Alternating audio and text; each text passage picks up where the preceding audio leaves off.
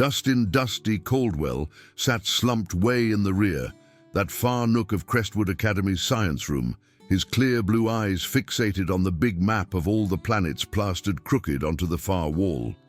At 16 years old, he stood kind of tall, but was really thin, with shoulders that seemed to hold up a lot of hurt.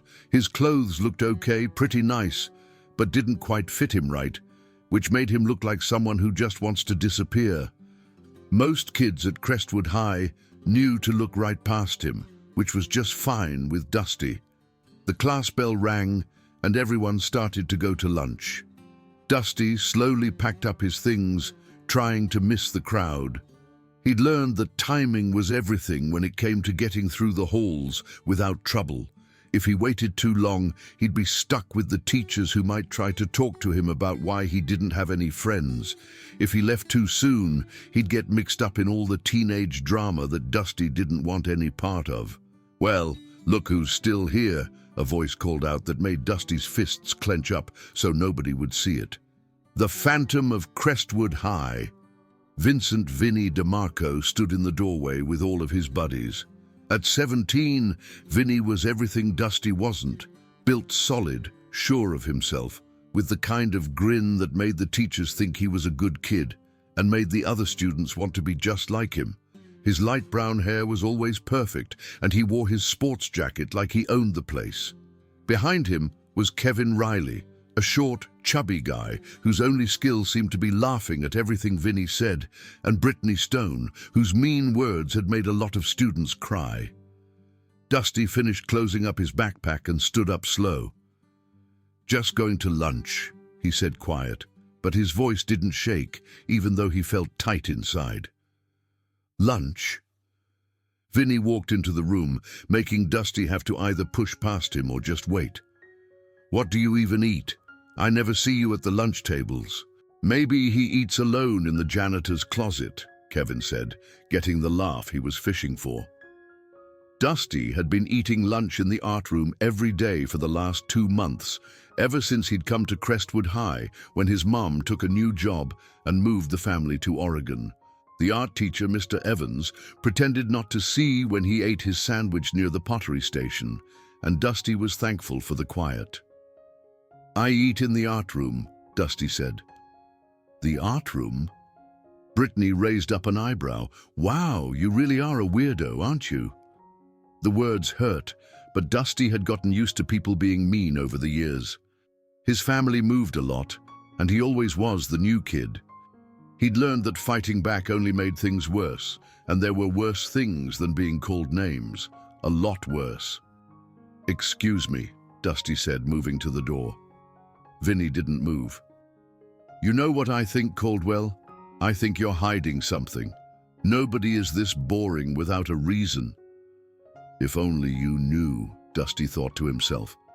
Out loud he said, "I'm just trying to get through school like everyone else." "Sure," Vinny said, sounding like he didn't believe it. "Well, maybe we should help you get through it a little faster." The shove was small, just enough to make Dusty stumble back a step. If anyone was watching, it might have looked like he just bumped into him, just Vinny walking past him. But Dusty knew it was on purpose, testing to see how far he could go if he didn't do something. Dusty fixed his backpack and looked Vinny right in the face. For just a second, something flashed in his eyes, something that made Vinny blink and move back without thinking. Then it was gone, and he looked like the same quiet kid that everyone expected. "See you later," Dusty said, and walked past them out into the hall. The next few weeks were all the same. Vinny and his friends seemed to pick on Dusty just for fun, finding little ways to make his life hard. Bumping into him in the hall, spilling a drink on him. Nothing that would get them in trouble, but enough to bother someone who just wanted to be left alone. Dusty dealt with it with the same quietness he'd learned from watching his grandpa handle things. Grandpa Joe Caldwell had been a ranger in the forests, and he'd taught Dusty that sometimes the best way to handle trouble was to just stay quiet. "Pick your battles," he'd always say, "and when you do, make sure it's worth fighting for." The thing was, Dusty didn't think anything at Crestwood High was worth fighting for. It got worse on a Tuesday afternoon in November. Dusty was walking to his last class when Vinny showed up beside him, walking with him. "Caldwell," Vinny said, like they were just talking. "I've been thinking about you." Dusty kept walking, looking straight ahead. "I've been trying to figure you out. New kid, keeps to himself, never makes trouble. But something about you just doesn't make sense."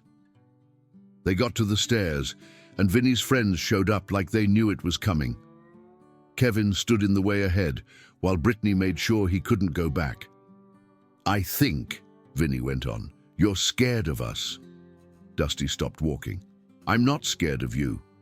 "No?" Vinny smiled more. "Then prove it." The challenge hung there between them. Dusty could feel other students starting to notice, making that circle that always shows up when there's going to be some drama. He saw faces from his classes, kids who'd never talked to him but were now watching to see what would happen. "I don't have to prove anything," Dusty said. "Yes, you do." Vinny reached out and knocked the history book out of Dusty's hands. It hit the floor with a loud bang that echoed in the stairwell. "You have everything to prove." Dusty looked down at his book, then back up at Vinny. The smart thing to do was pick up the book and walk away. Just take it and not let Vinny get to him.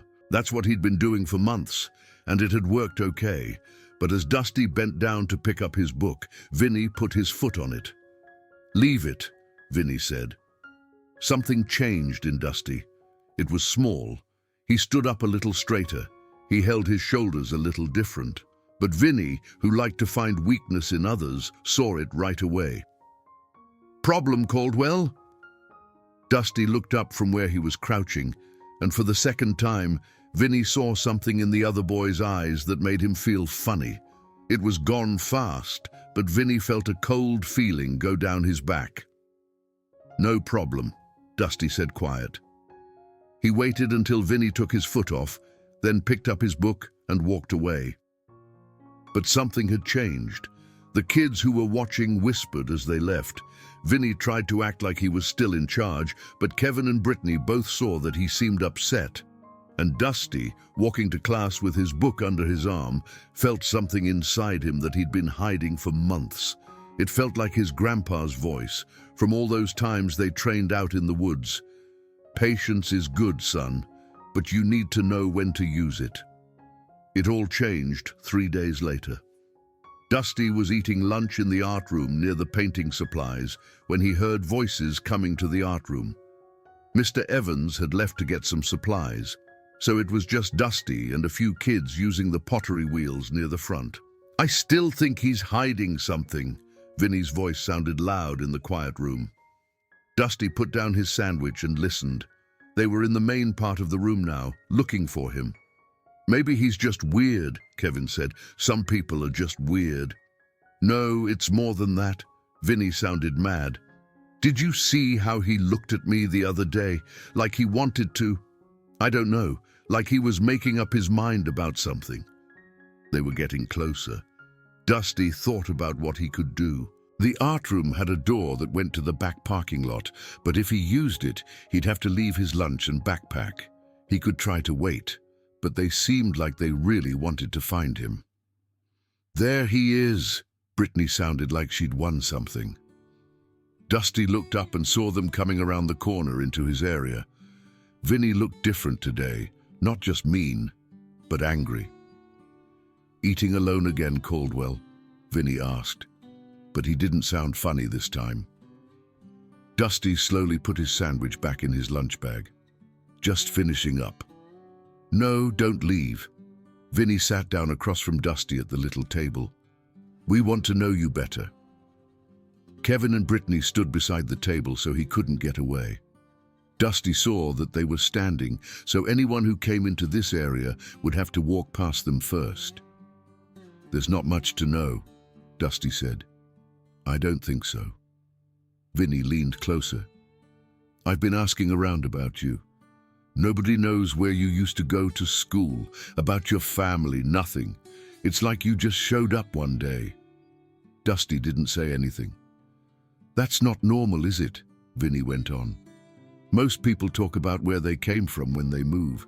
They try to make friends. They join clubs or sports, but not you. I'm just working on my schoolwork. That's a lie. Vinny's voice was sharp. I think you're hiding something, and I think it's time we found out what. Vinny reached across the table and grabbed Dusty's lunch bag. Before Dusty could say anything, Vinny had poured everything out on the table. A sandwich, a banana, a water bottle, and a small wallet fell out. What's this? Vinny picked up the wallet before Dusty could stop him. Dusty felt his heart beat faster. Give that back. Oh, look at this. Vinny held up the wallet so Kevin and Brittany could see. Is this your grandpa, Caldwell? The wallet showed Dusty standing next to an older man in a ranger uniform. Joe Caldwell looked like what he was, a tough forest ranger who knew how to take care of himself. Your grandpa was a ranger? Kevin asked. Still is, Dusty said quiet, reaching for the wallet. Vinny pulled it away. A ranger, huh? What does he do? Take care of the forest? Dusty made fists under the table. He protects the trees and the animals. That's why you moved here? Brittany asked. To be close to Grandpa? Something like that. Vinny looked at the wallet close. You know what I think, Caldwell? I think you're trying to be tough like your grandpa. I think that's why you're so quiet and mysterious. I'm not trying to be anything. No? Vinny stood up fast, still holding the wallet. Then you won't care if I keep this for a while. Dusty stood up too, and for the first time since this started, Vinny knew why Dusty Caldwell made him nervous. Dusty was taller than he thought, and he moved like he knew what he was doing, balanced like he always knew where his body was. Give me the wallet, Dusty said. Or what? Vinny said. You'll call your grandpa? Oh wait, you can't. He's too busy hugging trees to take care of his grandson. The words hurt worse than being hit. Dusty felt like he was going to explode. He thought about his grandpa protecting the forests. He thought about the stories his grandpa told him about nature. Last chance, Dusty said, his voice almost a whisper. Vinny heard him and felt that cold feeling again. But he couldn't stop now, with Kevin and Brittany watching, with everyone thinking he was tough. I don't think so, Vinny said, and ripped the wallet in half. The sound of it tearing was loud in the quiet art room. Dusty watched as the two pieces fell to the floor, his grandpa's face torn from his own, a memory ruined. Something broke. Dusty moved faster than Vinny could see. 1 second he was standing by the table. The next, he had Vinny's wrist in his hand, pushing on spots that made Vinny's fingers open. What the hell? Vinny started to say, but Dusty moved again.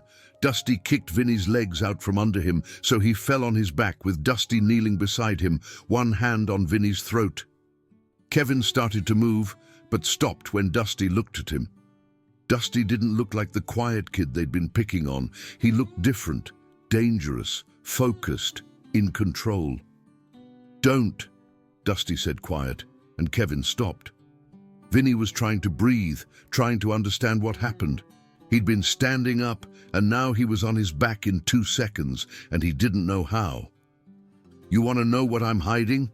Dusty's voice was calm. My grandpa didn't just work in the forests. He was a tracker. Do you know what that means? Vinny shook his head, afraid to talk with Dusty's hand on his throat. It means he was trained to go where other people can't go and do what other people can't do. And before he retired, he spent 6 months teaching me how to take care of myself. Dusty pushed harder, and Vinny's eyes opened wide. Survival skills, first aid, how to find your way, how to handle danger, how to stay calm. Dusty leaned closer. The reason I don't fight, Vinny, isn't because I can't. It's because I know what would happen if I did. Brittany had moved back until she hit the wall. Kevin was frozen, afraid to move. You tore up a wallet, Dusty said. A wallet with my grandpa, a man who protected the forests. Vinny tried to talk but couldn't. Here's what's going to happen, Dusty said. You're going to leave me alone, all of you. You're going to stop looking for me, stop talking to me, stop thinking about me. Because if you mess with me again, I won't be as patient as I was today."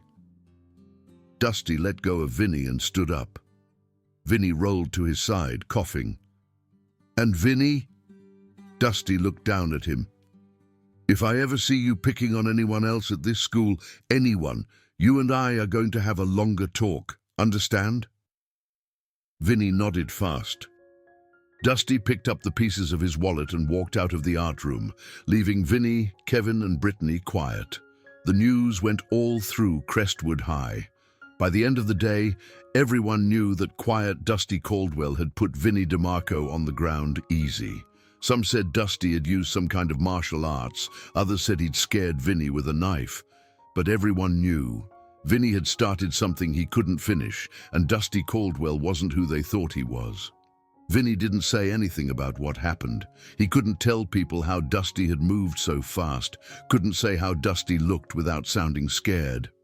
So he stayed quiet and didn't go near Dusty. Kevin and Brittany did what Vinny did, but they told everyone about it. In a week, Dusty was known as someone you didn't want to mess with. People started treating Dusty different. Students who hadn't seen him before now looked at him in the halls. Some even said hello. Teachers seemed to see him different too, like standing up for himself made him real to them. Dusty taped the wallet back together and kept it in his pocket. You could still see the tape, a line between him and his grandpa, but that seemed okay. Some things can't be made perfect again, but they can still mean something. 2 weeks later, Dusty was surprised to see Vinny waiting by his locker after school. "Caldwell," Vinny said. Dusty turned. "Vinny, I did something bad with the wallet." Dusty waited. "I don't know why I did it. Vinny shook his head. "I wanted to see what you'd do. I thought you were weak." "I know." Vinny looked at Dusty. "You really could have hurt me, couldn't you? In the art room." "Yes, but you didn't." Dusty fixed his backpack. "No, I didn't." "Why not?" Dusty thought. "Because hurting you wouldn't have fixed anything. It would have just made me like you." The words stung, but Vinny knew he deserved them. "I'm sorry. About your grandpa, about the wallet, about everything?" Dusty nodded. "Okay."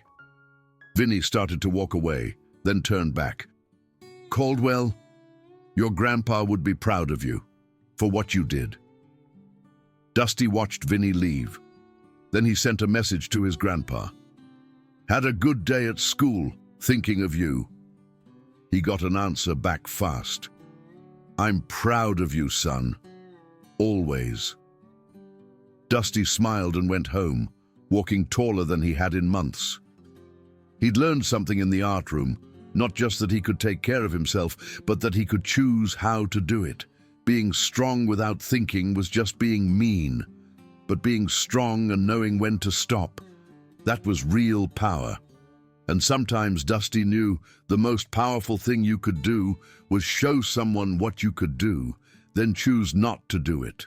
That, more than anything else, was what his grandpa had been teaching him all along.